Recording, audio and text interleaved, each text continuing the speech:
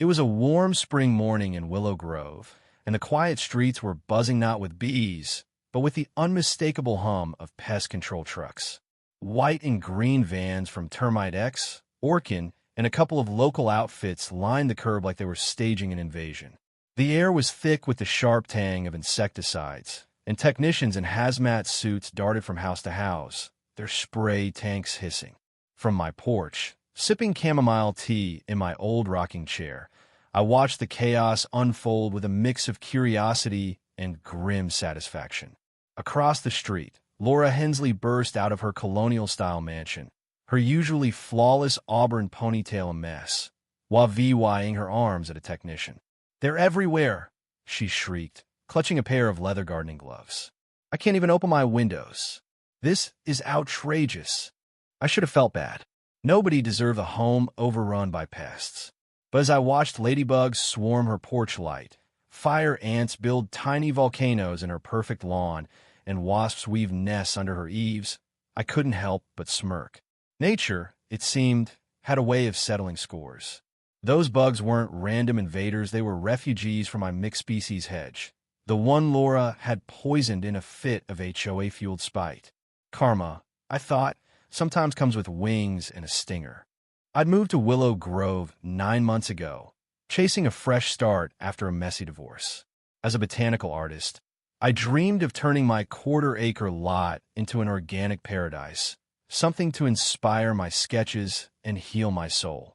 The modest 1950s ranch I bought was perfect, with mature oaks and enough space to ditch my old balcony pots for a real garden. From day one, I went all in. Native wildflowers replaced the thirsty lawn, rain barrels caught runoff, and a compost bin hummed quietly behind the garage. My pride and joy, though, was the Hedgia VY Brant mix of flowering shrubs like Sayre VY Sebury, elderberry, and VY Burnham, designed to be a year-round haven for pollinators, birds, and beneficial insects like lacewings and ladybugs. Trouble started 3 weeks after I planted it. I was mulching the shrubs when Laura Hensley sauntered over, her white linen pants pristine despite the Georgia heat, a diamond bracelet glinting on her wrist. "You must be the new neighbor," she said, her smile as polished as her manicure. "I'm Laura, president of the Willow Grove HOA. That's quite a garden you're building." The way she paused on quite dripped with judgment, but I played nice. I told her about my VY Shown, a chemical-free, wildlife-friendly yard that would keep pests in check naturally. Her smile tightened. "Well, Willow Grove has standards," she said, handing me a copy of the HOA's 50-page rulebook. "I'm sure you've read it." I had. The rules demanded neat and aesthetically pleasing yards, with mowed lawns and hedges under 6 feet. My plants checked every box, and I told her so, keeping my tone sunny. "They'll look even better once they're established," I added. Laura's eyes narrowed. "Just remember, aesthetically pleasing is decided by the landscaping committee." I chair that. As she walked away, I glanced at her yarda, southernly VYing cover spread of non-native azaleas, imported roses, and a lawn so green it had to be guzzling chemicals. It was gorgeous, sure, but about as eco-friendly as plastic turf. Over the next few months, my hedge flourished. Bees buzzed around the Sayre VY Sebury blossoms. Songbirds nibbled VY Burnham berries, and predatory wasps kept caterpillars at bay. It was a mini ecosystem, exactly as I planned. But to Laura, it was a crime scene. The first HOA violation notice hit my door day after I caught her snapping photos of my yard from the sidewalk. Overgrown vegetation harboring pest insects. It screamed in red ink, demanding I prune and spray with approved insecticides within a week. I called the HOA manager, explaining that my hedge wasn't overgrown, none of the plants topped 3 feet, and the pests were beneficial insects controlling real threats. "The committee has decided it doesn't meet standards," she recited. "Complaints have been made about stinging insects." "Those are paper wasps," I said. "They eat pests and aren't aggressive unless provoked." "No dice." The rules, she insisted, labeled all insects as nuisances. I decided to fight with facts, not fury.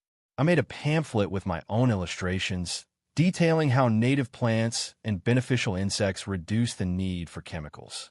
I handed it out to neighbors and hosted a garden tour where I explained organic pest control. A few folks got it. Mike, the community's landscaper, admitted he was sick of the chemical treadmill the HOA demanded. The more we spray, the worse it gets, he said. We're killing the good bugs. Then Dr. Sarah Klein, an entomologist from the local university, showed up after seeing my pamphlet. She spent hours in my yard, geeked out over rare lacewings and native bees. This is a textbook insect reservoir, she said, snapping photos. It could stabilize the whole neighborhood's ecosystem. Laura wasn't impressed. When she saw Dr. Klein, she stormed over. I hope you're here to fix this infestation, she snapped. Dr. Klein, barely hiding a grin, explained that my wasps were harmless predators keeping pests in check. Laura's smile turned to ice. We have professionals for that. Willow Grove has standards. The violation notices kept coming, each nastier than the last. My hedge was called unsightly, then a health hazard. The final one threatened law 100 daily fines unless I ripped it out and sprayed. I was gearing up for a legal fight when nature threw a curveball. One May morning, I noticed my elderberry bushes wilting, their leaves dusted with a powdery residue. My security camera had caught the culprit. At 2 a.m., a hooded figure Laura, her telltale ponytail peeking out, had crept along my property, spraying my hedge. Dr. Klein's lab confirmed it. A glyphosate-based herbicide, toxic to woody plants and deadly to beneficial insects. This is bad, she said. Without those predators, pest populations will explode. I didn't confront Laura or call the cops. I waited, documenting everything: more cameras, soil samples, insect counts. Within 2 weeks, my hedge was a goner. Its leaves yellowed, wasp nests abandoned, ladybugs vanished. Then the pest apocalypse hit. Aphids swarmed the neighborhood's roses and azaleas, unchecked by ladybugs.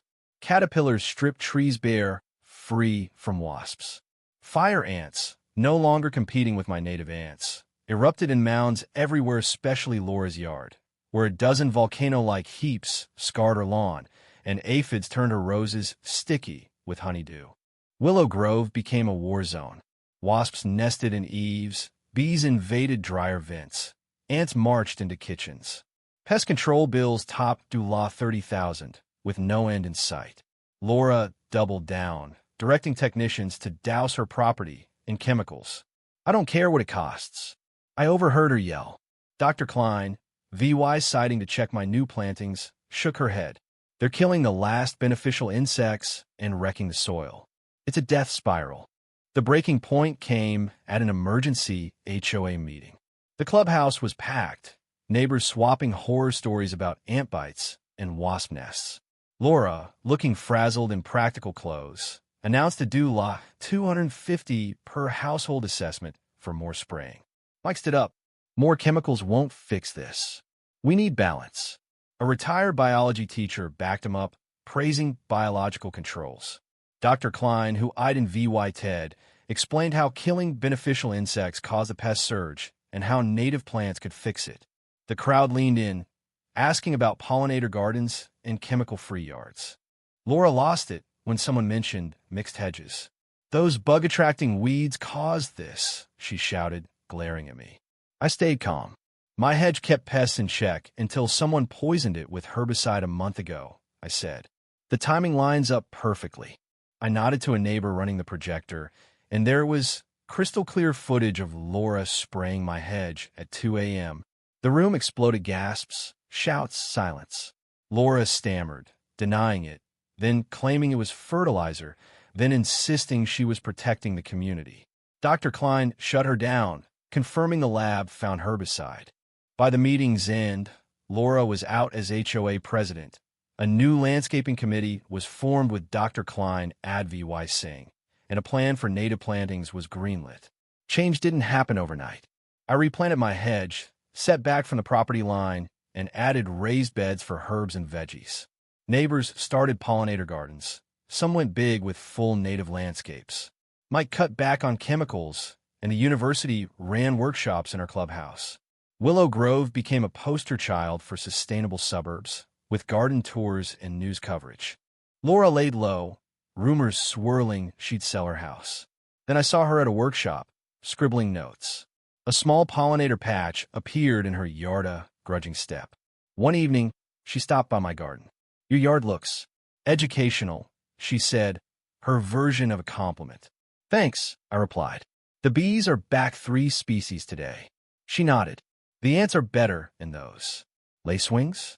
They're eating the aphids." She admitted she'd started a pollinator garden. Just a test. I offered her some Ser vy Seberi seedlings. "I'll think about it," she said, her pride still in the way. A year after I moved in, I hosted a garden open house. 30 neighbors came, marveling at my restored hedge. Dr. Klein's students did a biodiversity survey, and even Laura showed up, snapping photos of plants and quizzing Mike.